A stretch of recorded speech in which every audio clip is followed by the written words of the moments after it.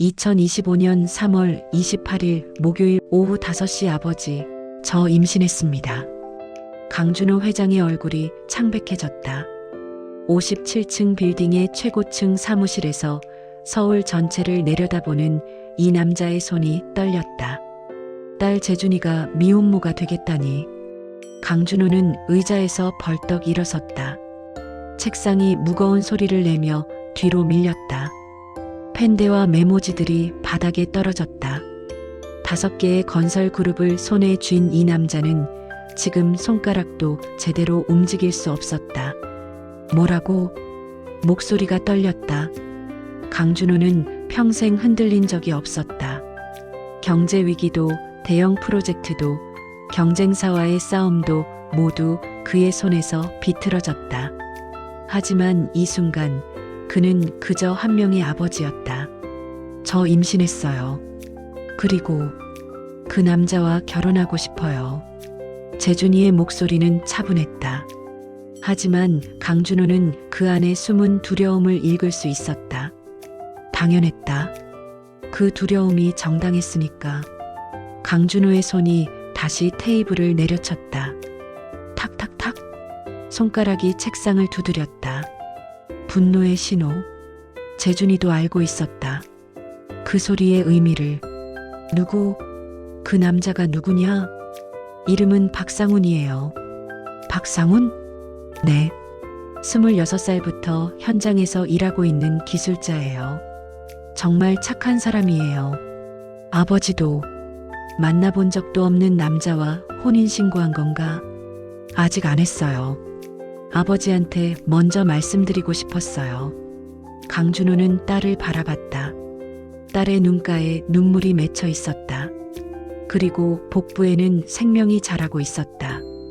그의 딸 속에서 그 남자 뭐 하는 사람이야? 정확히 건설 현장에서 기술자로 일해요. 용산 현장이었다가 지금은 청계천 현장. 월급은? 재준이가 입술을 깨물었다. 290만 원 정도. 침묵이 흘렀다. 길고 무거운 침묵. 강준호의 얼굴이 서서히 붉어졌다. 목에 혈관이 불룩하게 솟아올랐다. 290만 원? 네, 아버지. 하지만 정말 성실하고. 성실? 좋은 말이네. 강준호의 웃음은 냉소적이었다. 290만 원으로 내 딸을 먹이고 태어날 손자를 먹이고 평생을 함께 살겠다고? 우리 딸이 몇십 년을 현장 아내로 살겠다고? 사랑이 있으면. 사랑? 사랑이 뭐 하는데? 사랑으로 밥을 먹나? 애들 교육은 어떻게 시켜? 병원은? 우리 집안의 신부는? 강준호는 창가로 걸어갔다. 강남의 야경이 펼쳐져 있었다. 수백만 개의 불빛들, 모두 돈으로 이루어진 불빛들이었다. 넌 내 유일한 딸이야. 내 외동딸이야. 우리 강준호 회장가의 후손이야. 그런 딸이 저 현장 남자와 결혼한다고? 절대 안 된다. 아버지, 더는 들을 필요 없다. 그 남자와 헤어져. 내가 좋은 남자 찾아줄게. 삼성, SK, 현대, 그룹 본부장급, 최소 연봉 2억 이상. 그 정도면 안 할 거예요. 재준이의 목소리가 울렸다. 뭐? 저는 상훈 오빠와 결혼할 거예요. 아무리 반대하셔도. 강준호는 천천히 딸을 바라봤다. 그 눈빛이 차가워졌다. 마치 거래 테이블에 앉은 라이벌을 보듯. 알겠다. 목소리가 한 톤 낮아졌다. 그럼 나도 이 카드를 꺼내겠다. 그 남자를 직접 만나본 다음에 결정하자. 내가 그 남자를 철저히 시험해 보겠다. 정말 우리 재준이를 행복하게 할 수 있는 남자인지, 아니면 그냥 얹혀살 궁리만 하는 남자인지 말이야.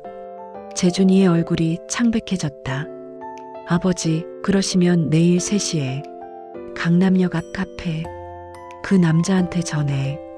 강준호는 서재로 들어갔다. 그리고 문을 닫았다. 2025년 3월 29일 금요일 오후. 박준호는 카페 창가 자리에 앉아 있었다.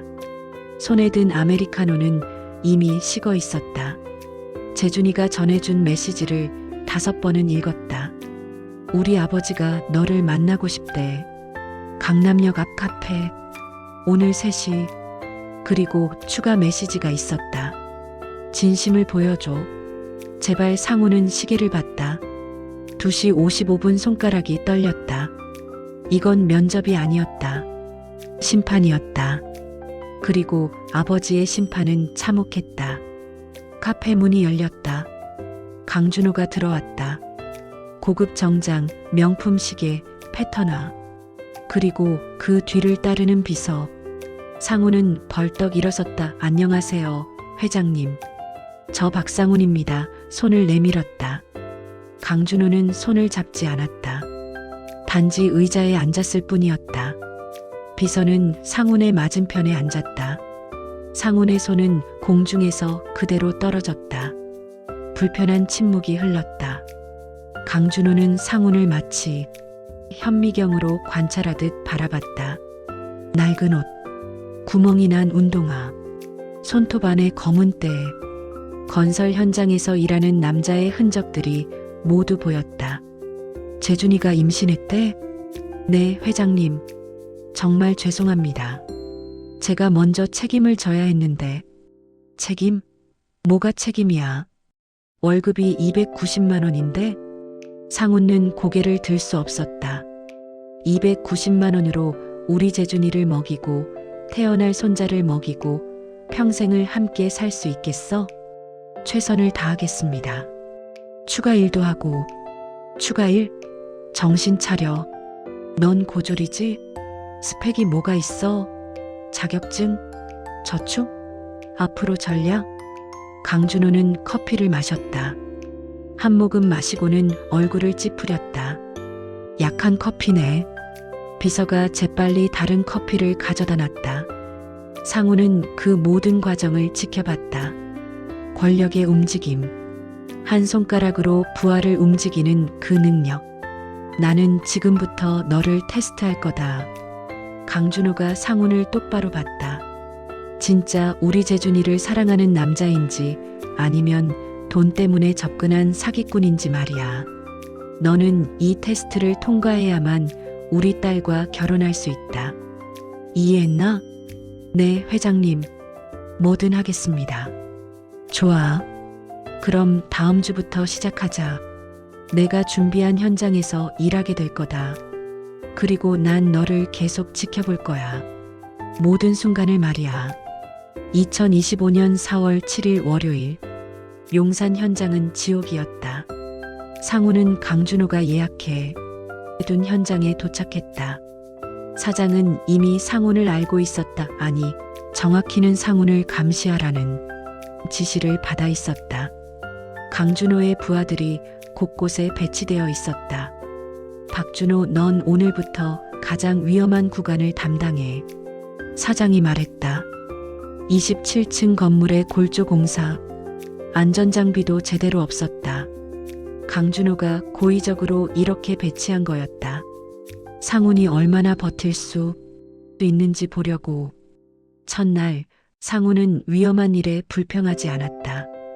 두 번째 날, 선배가 상훈의 목까지 일을 밀어줬지만 상훈은 모두 담당했다.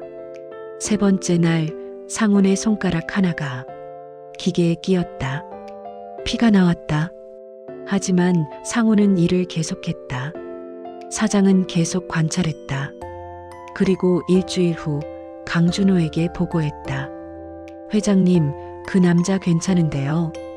어떤 일이든 불평 없이 하고 심지어 다른 직원들이 못하는 일까지 챙기네요.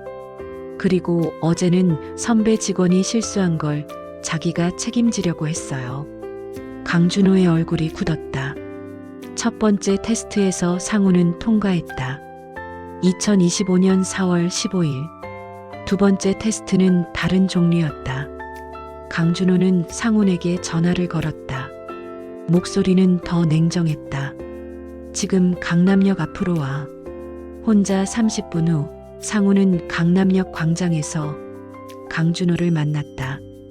강준호의 손에는 50만 원짜리 봉투가 들려 있었다. 이거 봐봐. 강준호가 봉투를 밀었다. 이게 뭐예요? 50만 원이야. 이 돈으로 우리 재준이한테 선물을 사와.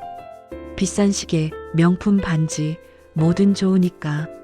하지만 이 돈이 전부다. 초과해서 사면 안 돼. 이해했어? 상훈의 손이 떨렸다. 회장님, 50만 원으로는 뭐 할 수 없나? 그럼 우리 재준이는 평생 저 정도의 선물도 못 받는 거네. 지금부터 넌 1년에 1억 정도를 벌려고 해야 해. 그러면 이 정도 선물은 자주 줄 수 있지 않을까? 강준호는 봉투를 상훈이 손에 꼭 쥐어줬다. 일주일 내로 가져와. 그리고 포장도 예쁘게. 우리 재준이는 특별한 여자야. 상훈은 봉투를 들었다. 그 안은 가볍지만 무거웠다. 그날부터 상훈은 강남의 명품점들을 돌았다. 시계는 100만 원을 훨씬 넘었다. 반지도 마찬가지였다. 아이디어를 바꿨다. 작은 것들로 세트를 만들기로. 강남의 카페에서 판매하는 명품 향수 5만 원, 명품 브랜드의 핸드크림 3만 원, 은반지 8만 원, 그리고 작은 리본들과 포장재. 상훈의 사무실에서 컴퓨터를 썼다. 아니면 인터넷 카페에서 손으로 편지를 썼다. 재준아, 많지 않은 선물이지만 내 모든 진심을 담았어. 언제든 힘들면 내 손을 잡아줘. 난 절대 놓지 않을 거야. 포장을 했다. 작은 종이 봉투 안에 섬세하게 배치했다. 각각의 상자에는 작은 카드를 넣었다.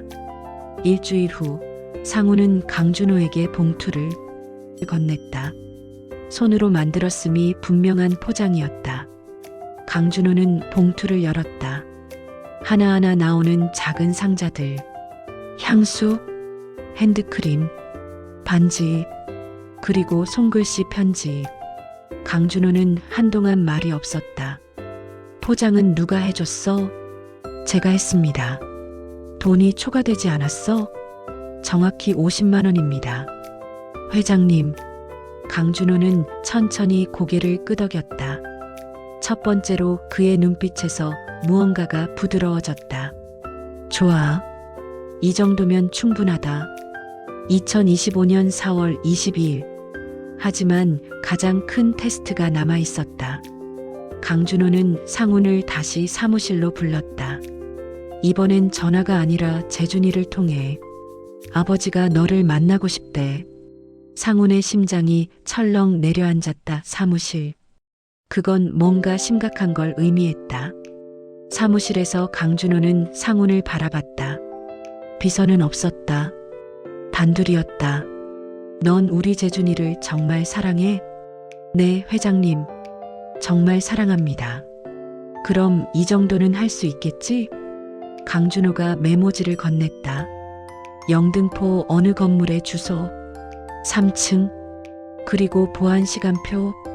우리 회사에 자재를 공급하는 업체가 있어. 그 대표가 내 라이벌이야. 그놈이 원가의 200%로 자재를 팔고 있어. 난 알고 있어. 하지만 증거가 필요해. 상훈의 얼굴이 창백해졌다. 회장님, 뭐 하시는? 그 창고에 들어가서 발주 문서와 자재 명세서를 사진 찍어서 가져와. 간단하지? 회장님, 그건 불법입니다. 불법?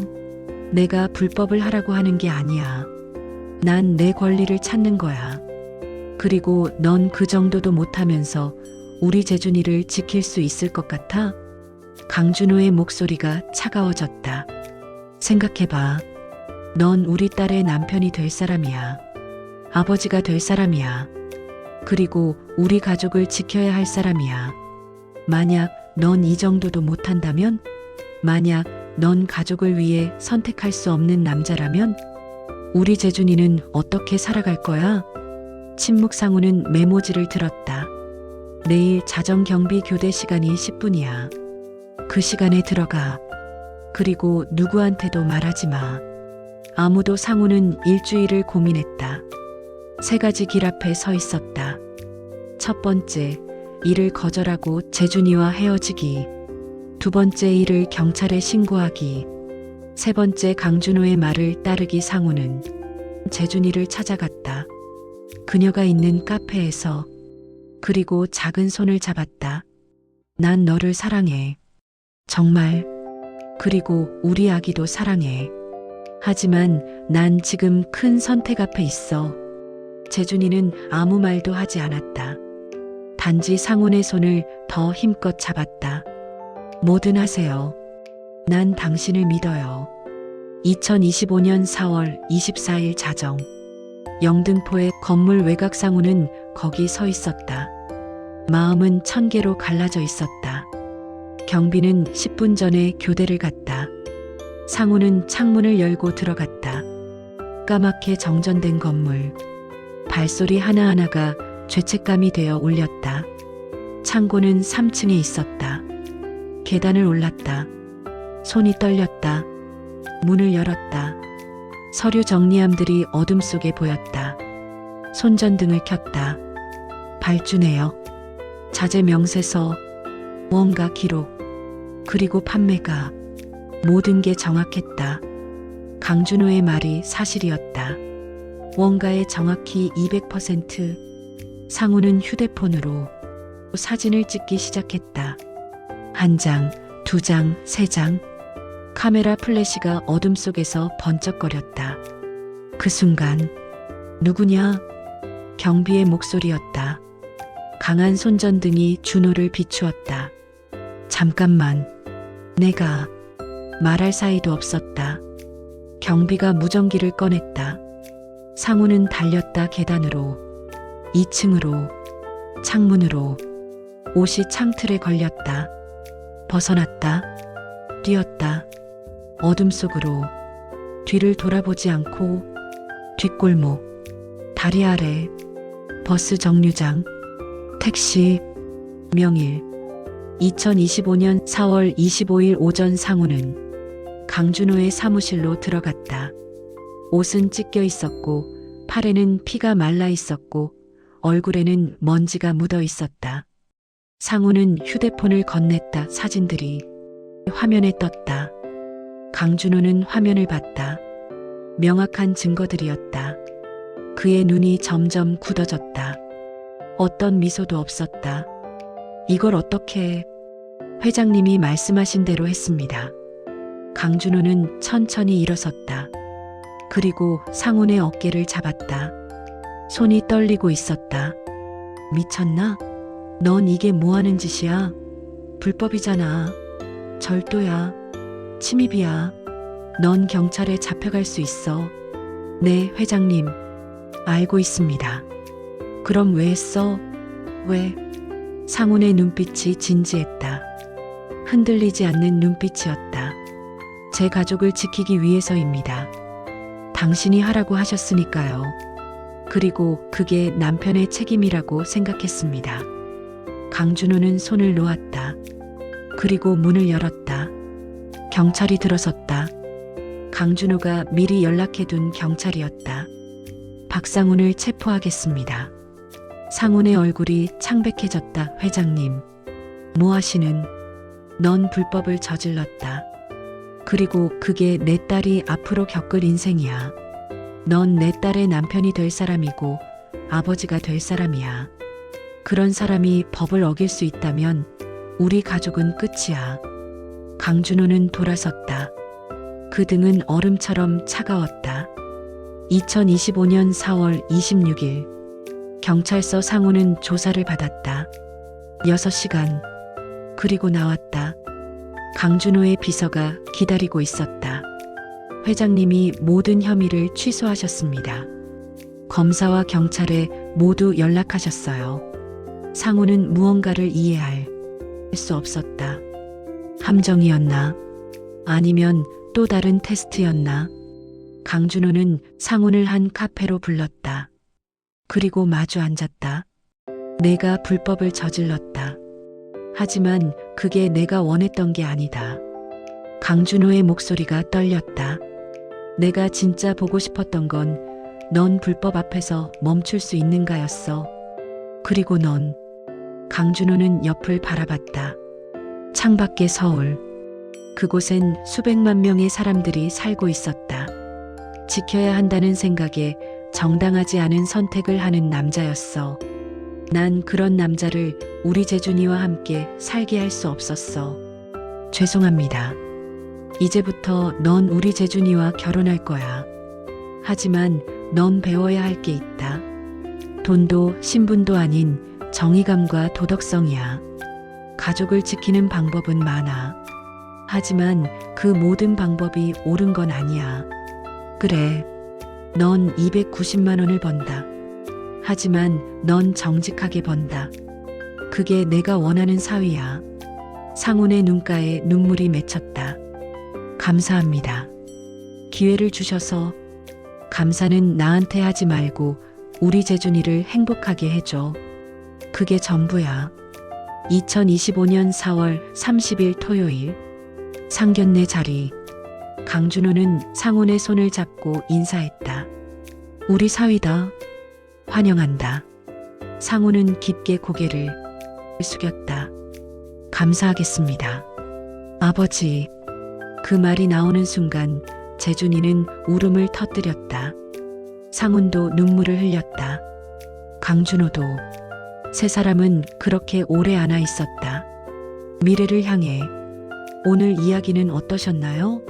마음에 울림이 있었다면 구독과 좋아요를 눌러주세요. 더욱 감동적인 사연으로 찾아뵙겠습니다.